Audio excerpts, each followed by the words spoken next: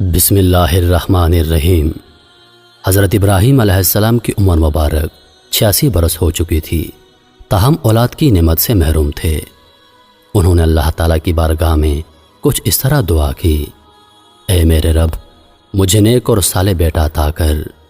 یہ دعا اللہ کی بارگاہ میں قبول ہوئی اور آپ کی دوسری بیوی حضرت ہاجرہ رضی اللہ تعالی عنہا کے بطن سے آپ کو حضرت اسماعیل علیہ السلام کی پیدائش کی خوشخبری سنا دی گئی۔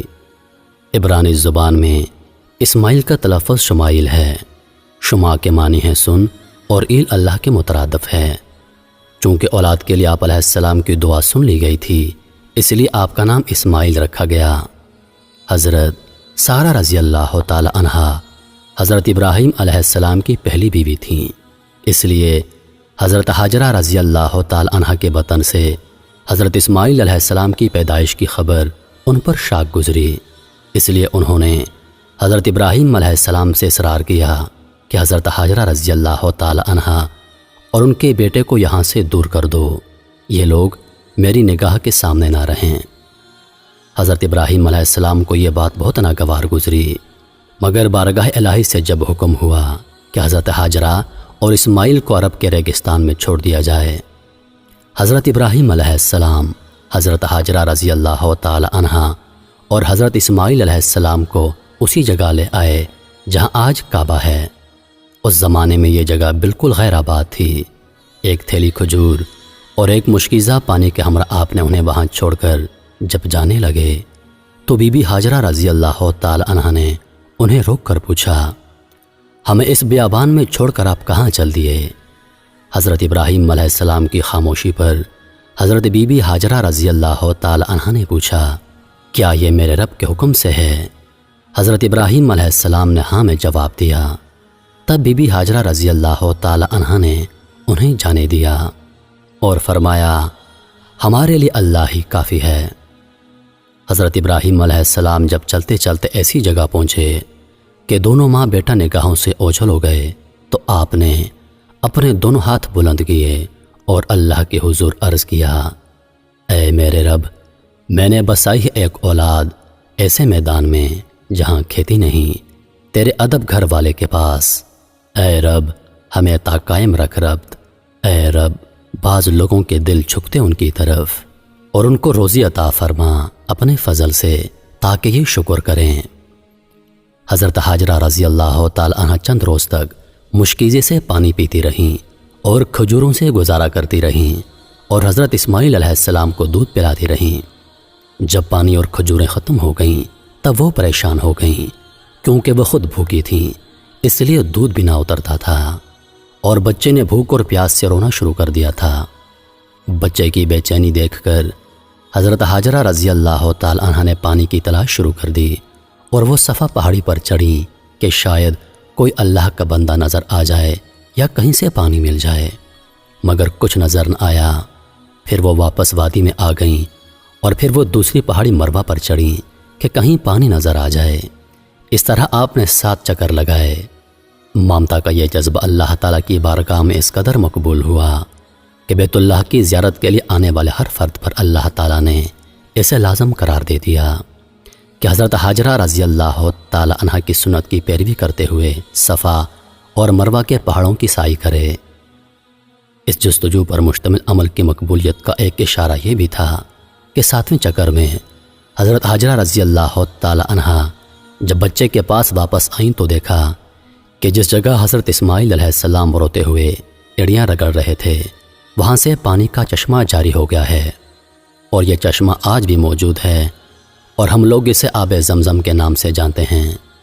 ہزاروں سال گزرنے کے باوجود چشمے کا پانی اسی طرح جاری ہے۔ اللہ تعالیٰ نے اس میں مخلوق کے لیے شفا رکھی ہے۔ حضرت ہاجرہ رضی اللہ تعالی عنہا یہ معجزہ دیکھ کر بہت خوش ہوئیں اور اللہ تعالیٰ کا شکر ادا کیا۔ اس کے بعد آپ نے بچے کو پانی پلایا اور خود بھی اس سے مستفید ہوئیں۔ اسی وقت اللہ تعالیٰ کی طرف سے ایک فرشتہ نازل ہوا اور ان کی طرف سے وعید سنائی: اے ہاجرہ، آپ خوفزدہ نہ ہوں اور نہ ہی غمگین ہوں، کیونکہ اللہ تعالیٰ آپ کو اور اس بچے کو ضائع نہیں ہونے دے گا، کیونکہ یہ اللہ کا گھر یعنی مقام بیت اللہ ہے، جسے اس بچے اور اس کے باپ نے تعمیر کرنا ہے۔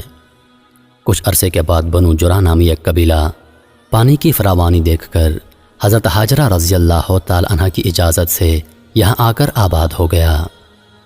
حضرت اسماعیل علیہ السلام کا بچپن اسی قبیلے کے افراد کے درمیان گزرا۔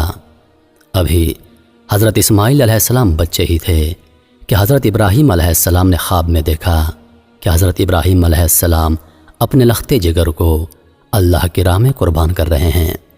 آپ علیہ السلام نے مسلسل 3 راتیں ایک ہی طرح کا خواب دیکھا، لہٰذا آپ کو یقین ہو گیا کہ یہ خواب یقیناً اللہ تعالیٰ کی طرف سے ہی ہے، اور آپ علیہ السلام نے اللہ تعالیٰ کے حکم کی تعمیل کا ارادہ فرمایا اور اپنا تمام خواب اپنے بیٹے کو سنایا، اور پھر حضرت اسماعیل علیہ السلام سے پوچھا، میرے بیٹے، میں تجھے اپنے خواب کے پیش نظر اللہ کی راہ میں قربان کرنا چاہتا ہوں، بتا تیری کیا رائے ہے؟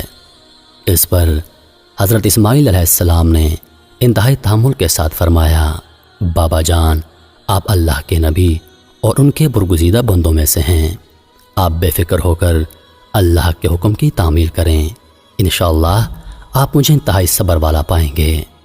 چنانچہ یہ دونوں اللہ کے بندے حکم خداوندی کے لیے گھر سے نکل کھڑے ہوئے۔ روایات میں آتا ہے کہ ابلیس نے انہیں ناکام بنانے کے لیے کئی طریقے اپنائے۔ سب سے پہلے وہ بی بی ہاجرہ رضی اللہ تعالی عنہ کے پاس پہنچا اور انہیں بتایا کہ حضرت ابراہیم علیہ السلام اپنے بیٹے کو اللہ کی راہ میں قربان کرنے چل پڑے ہیں۔ اس پر بی بی ہاجرہ رضی اللہ تعالی عنہ نے فرمایا، اسماعیل ہماری اکلوتی اولاد ہے، ابراہیم ایسا نہیں کر سکتے۔ پھر ابلیس نے کہا وہ اللہ کے حکم کے مطابق کر رہے ہیں۔ اس پر بی بی ہاجرہ نے فرمایا، اگر یہ میرے خالق کی رضا ہے تو میں اس پر راضی ہوں۔ جب یہاں ابلیس کے سارے وار ناکام ہو گئے تو اس نے حضرت ابراہیم علیہ السلام کو اکسانے کا ارادہ کیا اور ان کے دل میں باپ کی شفقت کو ابھارنے لگا اور کہا، اے ابراہیم، اسماعیل آپ کی اکلوتی اولاد ہے، آپ عمر رسیدہ ہیں اور انہی سے آپ کی نسل ہے، یہ آپ کیا کرنے جا رہے ہیں؟ اس پر حضرت ابراہیم علیہ السلام نے جواب دیا، مجھے میرا بیٹا اللہ نے دیا ہے اور یہ میرے پاس اللہ کی امانت ہے، میں اللہ کے حکم پر راضی ہوں، وہ جیسے چاہے حکم دے، ہم اس کے تابع اور فرما بردار ہیں۔ آپ علیہ السلام کے جواب سے ابلیس کو سخت مایوسی ہوئی، لیکن اس نے آپ کو بہکانے کی اپنی ناکام کوشش جاری رکھی، حتیٰ کہ اس نے حضرت اسماعیل علیہ السلام کو بھی بہکایا، لیکن وہ بھی اپنے مقصد پر ڈٹے رہے۔ حضرت اسماعیل علیہ السلام نے فرمایا، میں اپنی رب کی رضا میں راضی ہوں، میرے رب نے میرے بابا کو براہ راست میری قربانی کا حکم خواب میں دیا ہے، اور انبیاء کرام کے خواب سچے ہوتے ہیں۔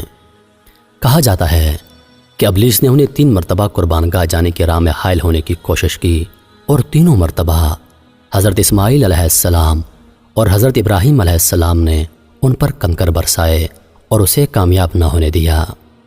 یہی وہ سنت ہے جسے ہر سال حجاج کرام دہراتے ہیں، اور یہ سنت رمی کہلاتی ہے۔ بالآخر دونوں باپ بیٹا وادی منع میں پہنچے جہاں اسماعیل علیہ السلام کو ذبح کرنا تھا۔ تب کائنات نے وہ منظر دیکھا جو اس سے پہلے کبھی نہیں دیکھا تھا اور نہ شاید قیامت تک دیکھ پائے گا۔ زمین و آسمان ساکت ہیں، کائنات حیران ہے، فرشتے عرش سے زمین پر عجیب منظر دیکھ رہے ہیں۔ تبھی اسماعیل علیہ السلام کہتے ہیں، ابا جان، آپ میرے دونوں ہاتھ اور دونوں پاؤں باندھ دیجئے تاکہ چھری چلاتے وقت آپ کو کوئی دقت نہ ہو، اور ابا جان، آپ مجھے زمین پر منہ کے بل لٹائیے گا تاکہ میرا چہرہ زمین کی طرف ہو۔ اگر میرا چہرہ آپ کی طرف ہوا تو کہیں آپ کو مجھ پر ترس نہ آ جائے اور آپ مجھے ذبح نہ کر پائیں۔ ابا جان، اپنی آنکھوں پر پٹی باندھ لیجئے گا اور ذبح کرنے کے بعد میرا کرتا میری ماں کو دے دیجئے گا تاکہ انہیں صبر آ جائے۔ باپ نے سب باتوں پر عمل کیا، بیٹے کا ماتھا چوما، پاؤں باندھے اور بیٹے کو زمین پر منہ کے بل لٹا دیا اور چھری چلا دی۔ لیکن چھری نے حضرت اسماعیل علیہ السلام کو نہ کاٹا، کیونکہ اللہ کو کچھ اور ہی منظور تھا۔ حضرت ابراہیم علیہ السلام چھری چلاتے ہیں مگر چھری نہیں چلتی، آپ اور زور لگاتے ہیں مگر چھری ہے کہ چلنے کا نام نہیں لیتی۔ آپ علیہ السلام چھری سے فرماتے ہیں، اے چھری، تو کیوں نہیں چلتی؟ میرے ننھے اسماعیل کا گلا تو بہت نازک ہے، تو کیوں نہیں چلتی؟ عرش پر فرشتے خاموش، زمین پر ایک انسان کے اللہ سے محبت کا عجیب منظر دیکھ رہے ہیں۔ تب اللہ پاک عرش سے حضرت جبریل علیہ السلام سے فرماتے ہیں، اے جبریل جاؤ اور جنت سے مینڈا لے جاؤ، میرا خلیل پیچھے نہیں ہٹے گا، جاؤ اور اس کی قربانی کرو۔ تب حضرت جبریل علیہ السلام جنت سے مینڈا لے جاتے ہیں اور حضرت اسماعیل علیہ السلام کو چھری کے نیچے سے ہٹایا اور مینڈا رکھ دیا۔ اب چھری کو چلنے کی اجازت ملی اور چھری چل گئی۔ تب حضرت ابراہیم علیہ السلام کے ہاتھوں پر گرم خون لگا اور بے ساختہ آپ کی زبان سے نکلا، اللہ اکبر، یا اللہ تیرا شکر ہے۔ مگر جب آنکھوں سے پٹی اتاری تو حضرت اسماعیل علیہ السلام صحیح سلامت ایک طرف بیٹھے ہیں۔ حضرت ابراہیم علیہ السلام کی تابعداری اور حضرت اسماعیل علیہ السلام کی فرمانبرداری بارگاہ الہی میں قبول ہوئی اور اللہ نے حضرت اسماعیل علیہ السلام کو ذبح ہونے سے بچا لیا، اور ان کی جگہ جس جانور کی قربانی دی گئی اس سے متعلق روایات میں آتا ہے کہ وہ جنت سے لایا گیا ایک مینڈا تھا۔ یہی وہ قربانی ہے جس کو تا قیامت امت مسلمہ کے لیے عملی نمونہ بنا دیا گیا ہے۔